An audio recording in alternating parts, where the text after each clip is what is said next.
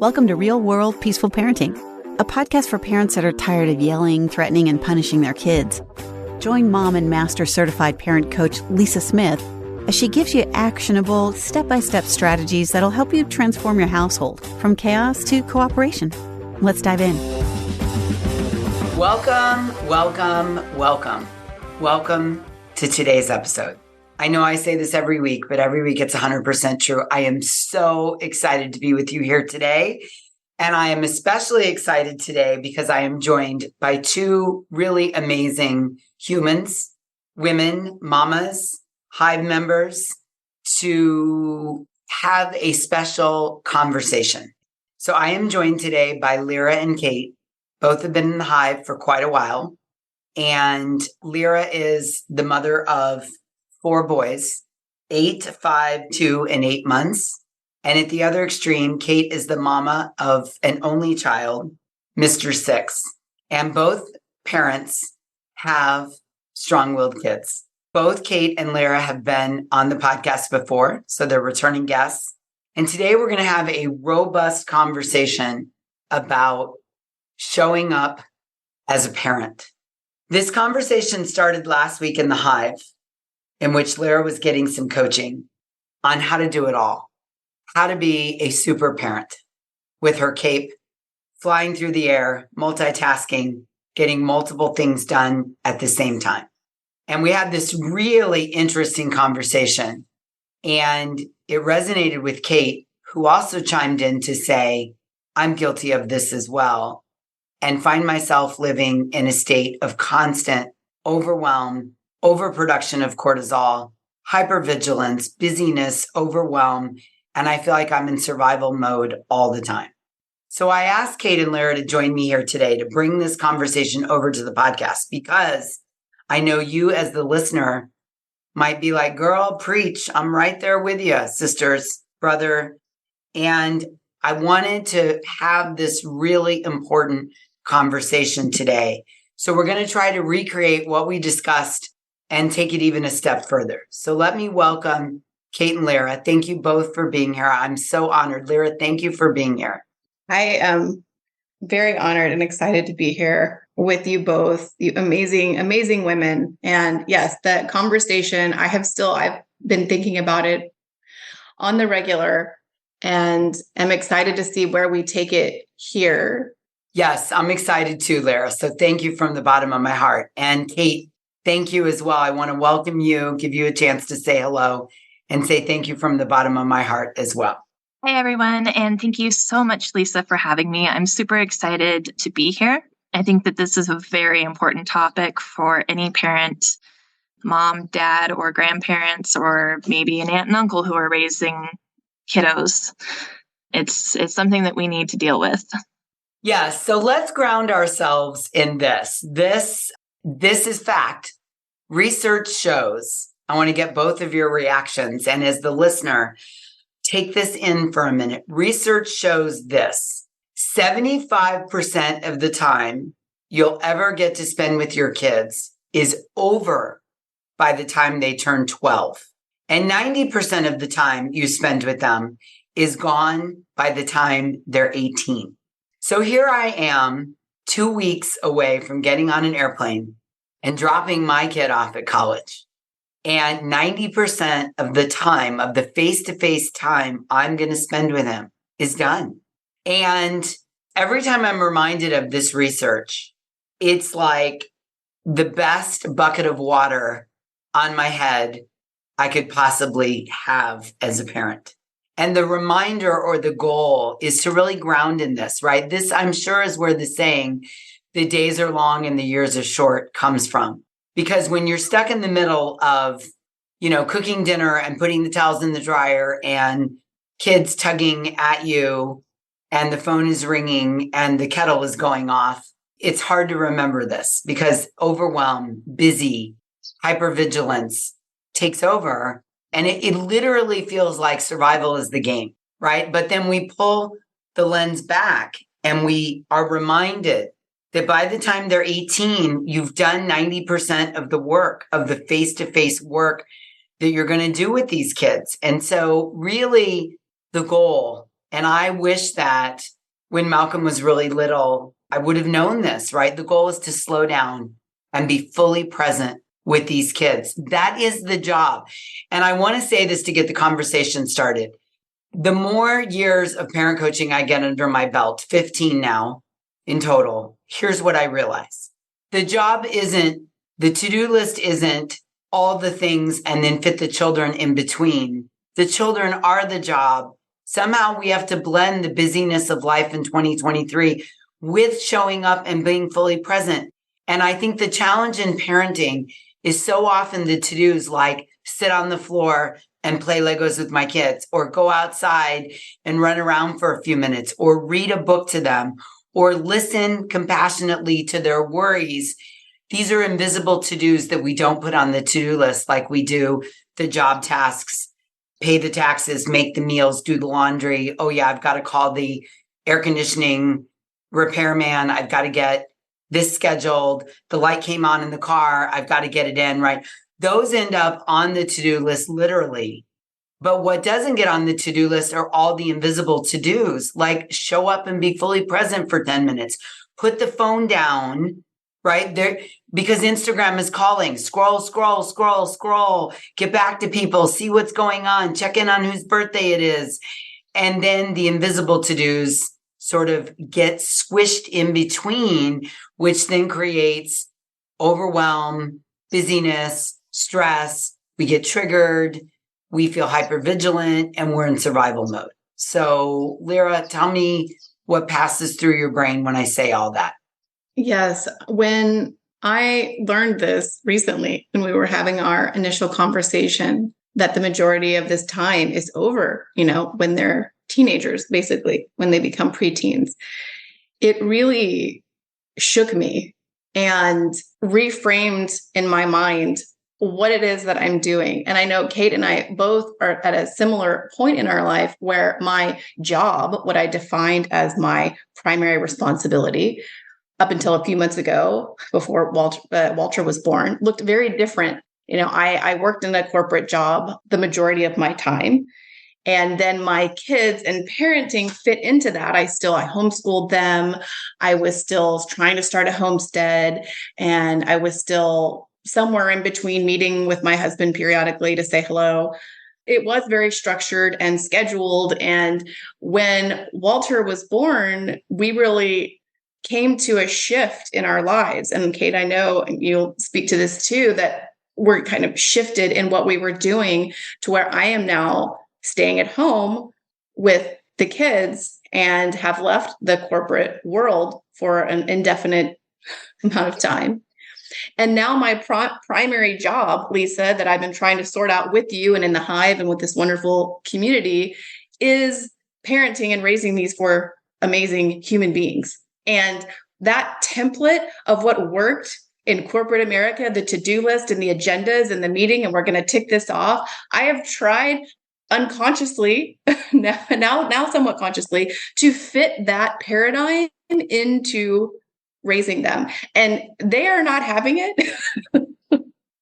Thankfully, they're not having it in that way. And they're teaching me what my job means and how to do it well. And like you said, I might have a list of 5 things to do, and I'm, to accomplish that day. And what might come up is the older two are having an argument, and I need to stop and sit with them and guide them through how to learn negotiation skills and conflict resolution skills. And that is way more important than folding the laundry and calling the tax guy back in that moment. Mm-hmm. And I'm trying to learn how to feel successful in accomplishing that and not feeling like it's an interruption in what I was going to accomplish that day. That is what I need to accomplish today. And that is an amazing and magical, spiritual, wonderful gift to be able to do this with my sons and teach them how to be good humans fully present. So that has completely reshifted, and these conversations we're having has completely reshifted my focus and approach to what is my job and what does it mean to be successful in my job with these children. Yeah, what is my job? I heard show up, connect, slow down, be patient with the humans in front of me, help them resolve whatever's going on, look underneath the behavior to the needs, and really work on single tasking, fully present connection rather than the multitasking, check off the things on the to-do list. And it sounds like you're in this shift from the old way to the new way.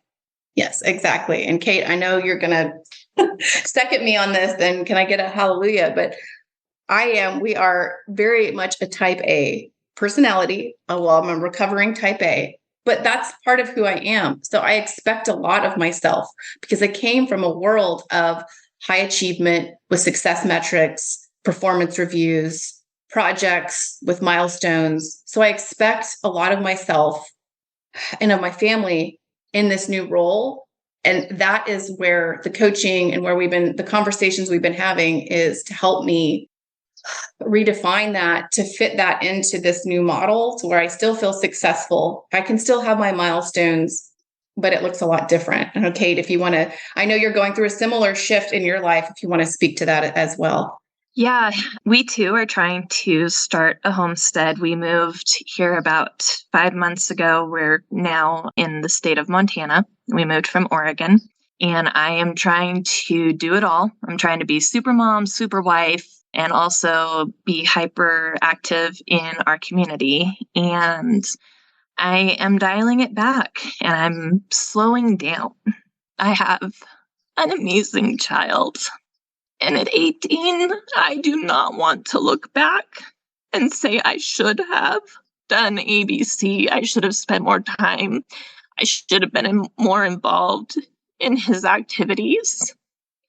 And what a beautiful gift that I get to give my son by just slowing down and being the role model of not being perfect 100% of the time. One thing that I have done is to go through my kitchen, and I gave my kitchen a makeover. I took out all of the plates and all of the silverware, and I replaced it with paper plates and plastic silverware for right now, because that is what we need. We need the slowdown. I don't have time to stand in front of the sink washing a mountain of dishes. I want to be outside playing with my kiddo. I want to be going on adventures. We have the most beautiful part of the country here, and we're going to go experience it. I totally want to come visit. Oh, please do. My spare room is ready for you. I'm ready, it is girl. ready. Plane ticket bought. Yes. I love that. I love what both of you said. I've been taking notes. And, Kate, you're prioritizing showing up and being fully present with your son rather than doing dishes, folding laundry. And it's so beautiful, this journey that you're on, both of you, rewiring your brains on what success is. I mean, this is what we're talking about. We're redefining parenting success. We're moving away from it being, in Lyra's words, a corporate job of let's praise you for how many tasks you can check off today, right? Which the habit brain said, ooh, that feels good and successful. And for Kate, it was, let's see how much home tasks we can run through in a day, how many loads of dishes we can do. We're rewriting that into the primary expectation. The primary job is to just show up and connect, to slow down, in Kate's house, there's now paper plates. So the 10 minutes she would have spent doing the dishes can now be spent playing a game outside, connecting with her son, rather than fitting him in between the dishes. And this is what I see happening a lot. We are so busy in 2023 as parents, and we are busy. And I know some of you listening right now are going to be like, okay, that's great for Kate and Lyra, but listen, I'm a single parent. I got 5 kids. I got a mother living with me. I've worked 2 jobs. I hear you. I do hear you. I know and I respect that in 2023, life is busy.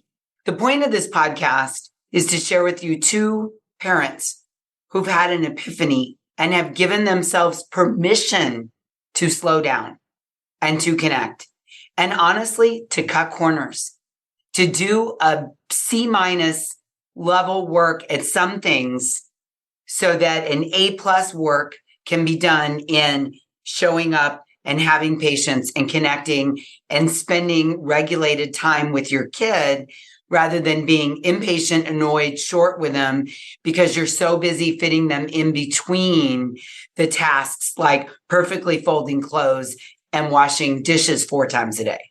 Yeah? Yes, Definitely. exactly. And one of the, to add to that, I would say part of that is taking off the cape and popping the bubble, releasing the illusion of the super mom or the super dad or the super parent.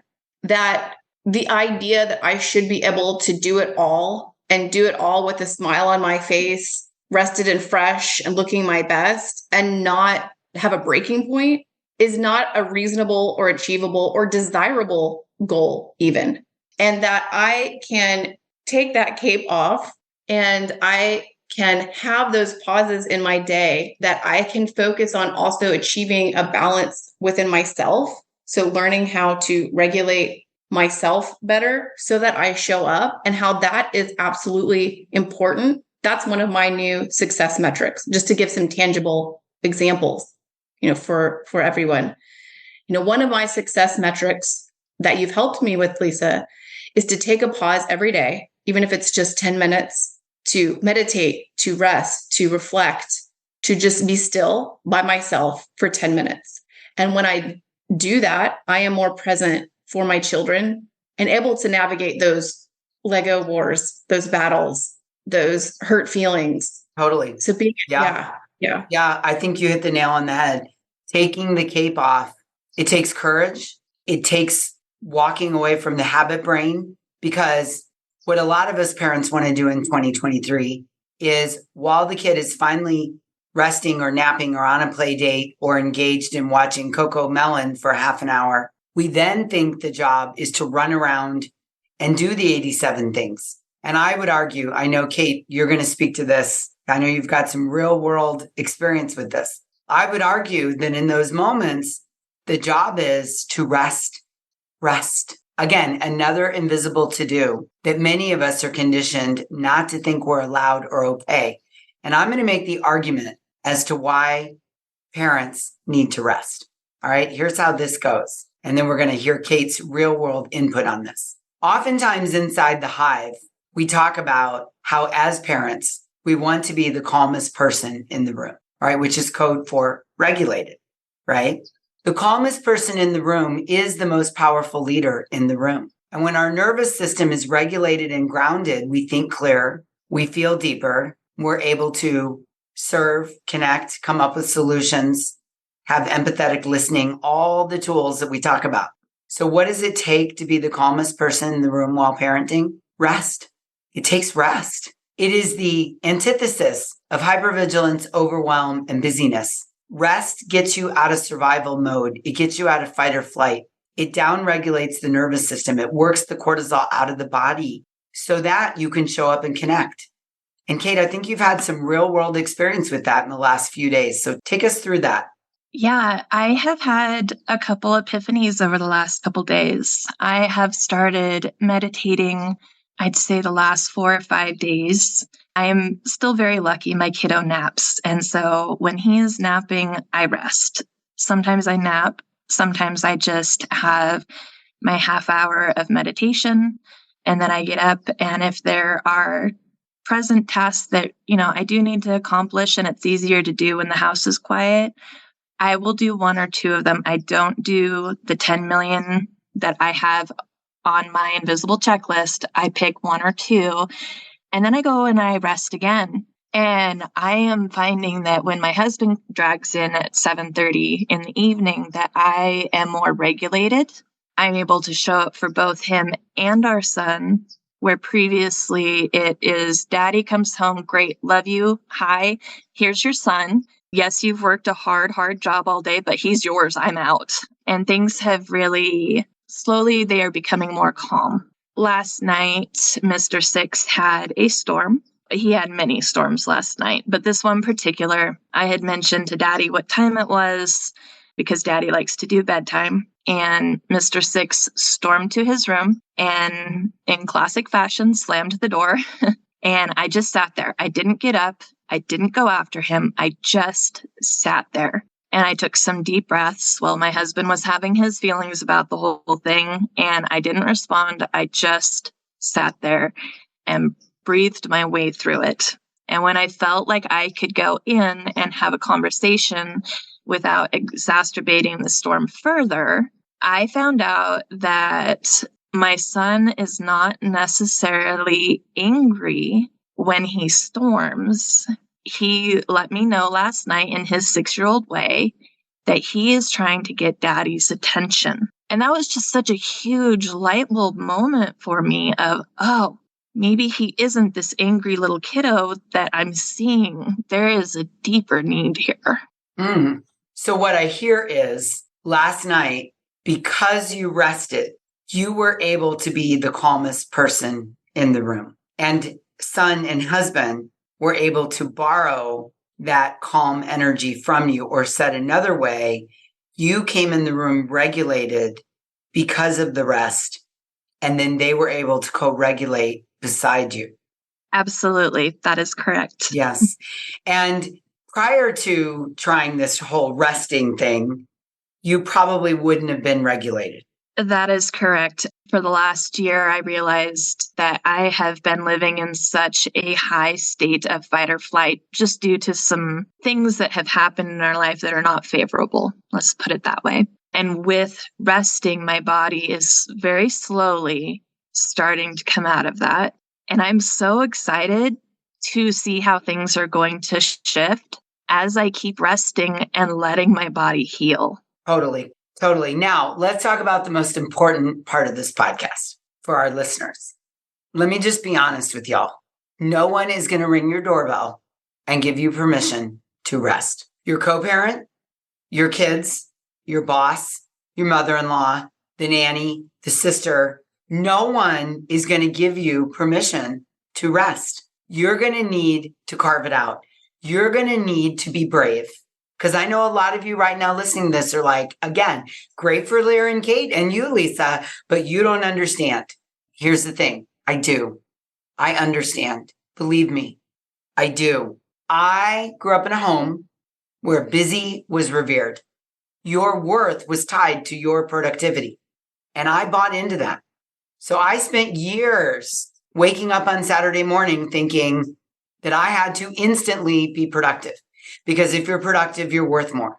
I have since given myself permission to rest as preventative medicine, as an investment in being the calmest person in the room, which I personally desire to be and love to be. But here's the thing. No one's going to come and give you permission. You have to take it. And sometimes it's 5 minutes. It's sitting in the car in the driveway, listening to a meditation for 5 minutes before going in the house. It's taking 5 minutes to lay down on the bed after you've changed your clothes.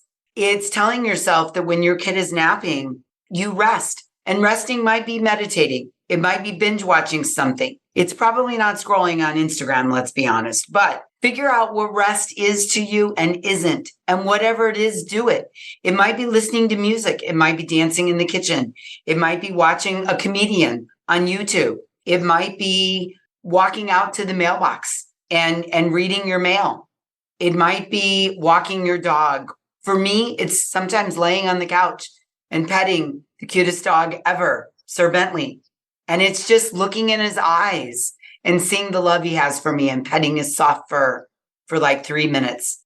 But what I want you to hear is the example that Lyra and Kate offer today, the example of what's possible. They were both people who didn't believe in rest and didn't think it was possible because they were part of the high achieving club.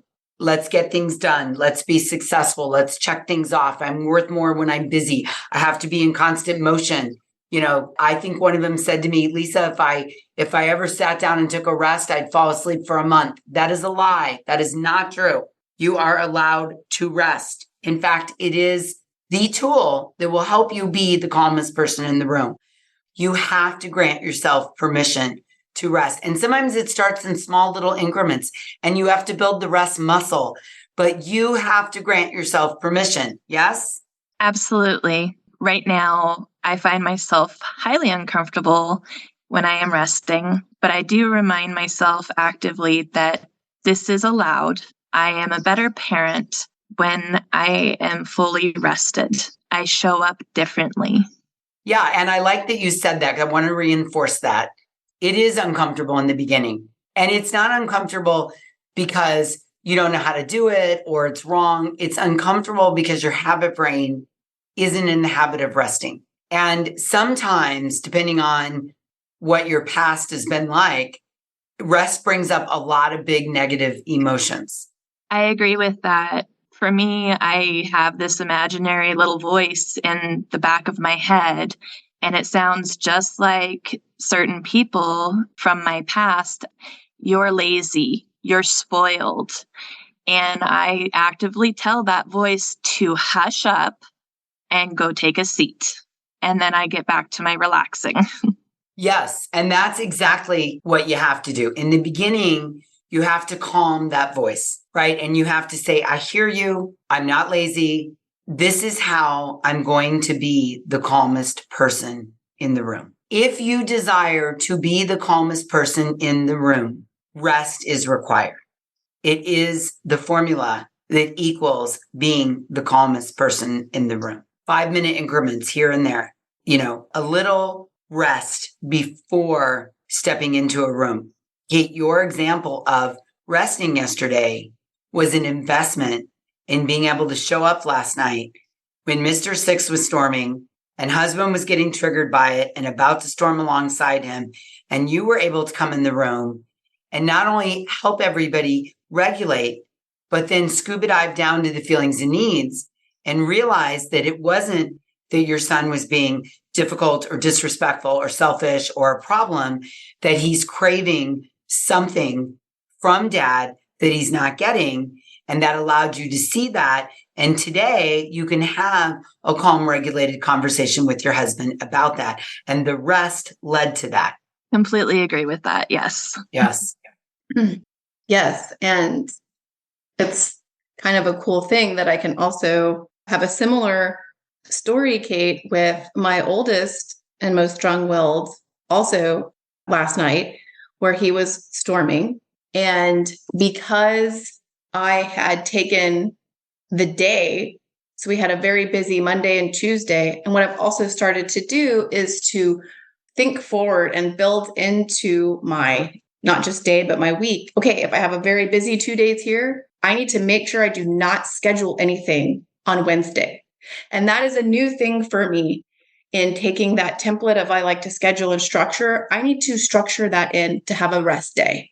And I need to ignore that voice, Kate, that is also in my head. We have similar voice paradigms in our head to tell them to take a back seat and take that day off. And because I did, and I had 2 periods of rest yesterday because it had been so strenuous the beginning of the week, my son was also exhausted.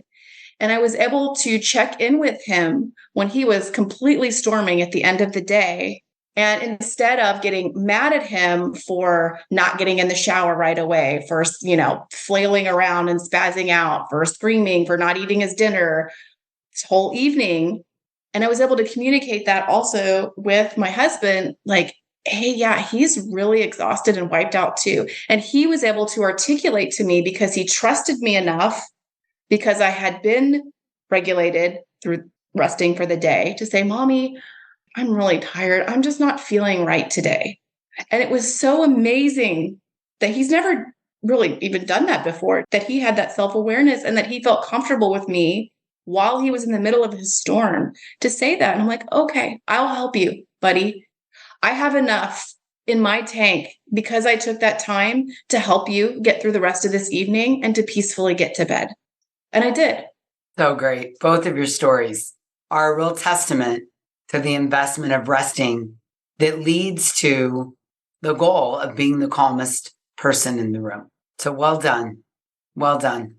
All right. So there you have it. There's the argument for slowing down, for putting the invisible to-dos on the to-do list, for connecting with our kids as the primary job. We're shifting our expectation from doing to just showing up, which leads to connection. The other person feels seen, heard, and valued.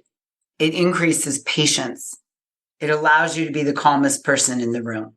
And I think the big takeaway from this episode, if Kate and Lyra's words really hit home with you, the homework assignment is to give yourself, you, yes, you, I'm talking to you, permission to rest, because that leads to being the calmest person in the room, being the regulated person.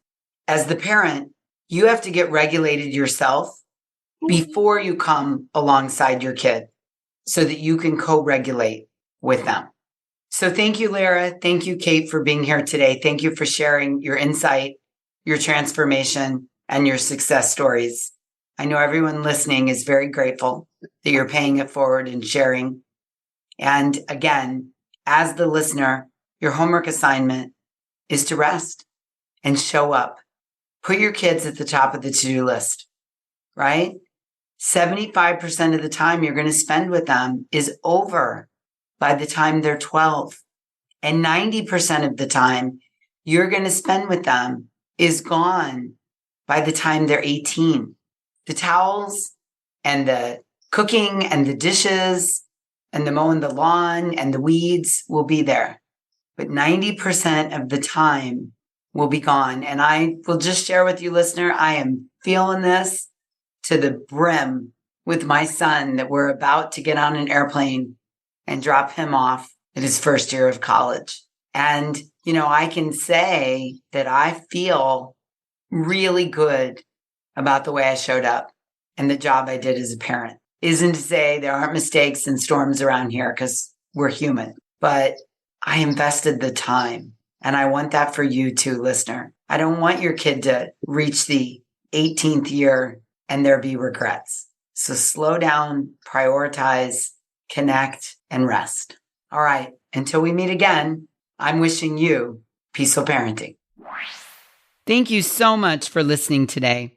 I want to personally invite you to head over to thepeacefulparent.com/welcome and sign up for my free Peaceful Parenting mini course. You'll find everything you need to get started on the path to peaceful parenting just waiting for you over there at www.thepeacefulparent.com/welcome. Can't wait for you to get started. Thanks for listening to Real World Peaceful Parenting. If you want more info on how you can transform your parenting, visit thepeacefulparent.com. See you soon.